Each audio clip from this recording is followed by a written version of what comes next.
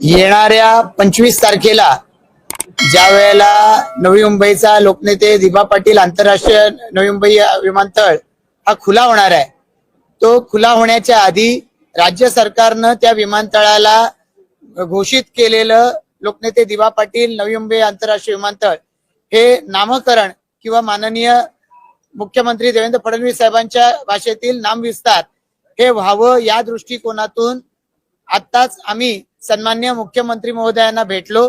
सन्मान्य मुख्यमंत्री महोदयांना आम्ही मागणी केली की विमानतळाचं पहिलं उड्डाण त्या विमानतळावरून होण्याच्या आधी या विमानतळाचं हे नामकरण झालं पाहिजे। प्रकल्पग्रस्तांमध्ये अस्वस्थता आहे, भूमिपुत्रांची मागणी आहे आणि ठिकठिकाणी वेगवेगळ्या पद्धतीच्या आंदोलनांची घोषणा होते आहे। अशा वेळेला या विमानतळाला लोकनेते दिबा पाटील साहेबांचं नाव ते पहिलं उड्डाण व्हायच्या आधी लागलं पाहिजे, ही सगळ्या प्रकल्पग्रस्तांची भूमिपुत्रांची तळमळ आहे।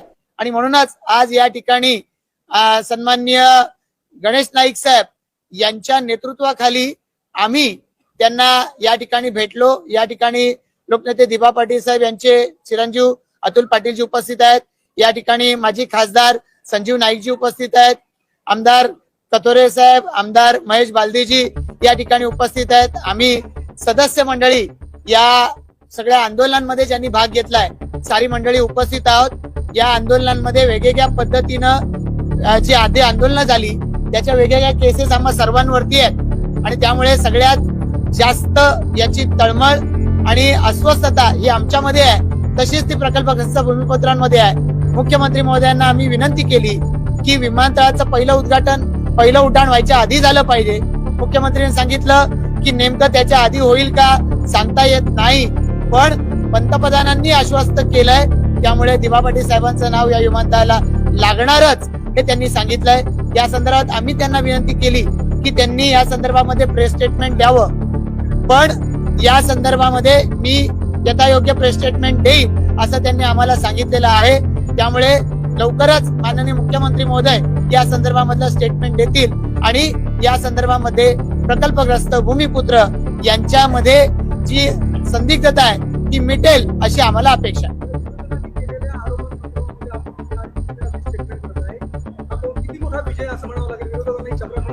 ज्या वेळेला प्रत्यक्षरित्या नामकरण होईल त्यावेळेला हा विजय आम्ही साजरा करू। खरं तर प्रकल्पग्रस्त भूमिपुत्र ज्यांनी आंदोलनात भाग घेतला त्यांना या संदर्भामध्ये जाब विचारण्याचा अधिकार आहे, पण ज्यांनी दिबा पाटील साहेबांचं नावही घेतलं नव्हतं, कावीळ होती त्यावेळेला साहेबांच्या नावाची आणि उलट सन्मान्य हिंदू हृदय सम्राट बाळासाहेब ठाकरे यांचं नाव दिलं जावं याच्या पुढे ते शब्दही काढत नव्हते, त्यांना तर आम्हाला कुठलाही प्रश्न विचारण्याचा अधिकारच नाही। मला माहिती नाही त्यांना आंदोलन करायचंय ते कुठल्या नेमक्या कारणासाठी करायचंय, पण ज्या वेळेला मुख्यमंत्री आम्हाला आश्वस्त करतात, पंतप्रधानांचा शब्द आहे असं सांगतात, आमच्यासाठी तो अंतिम आहे।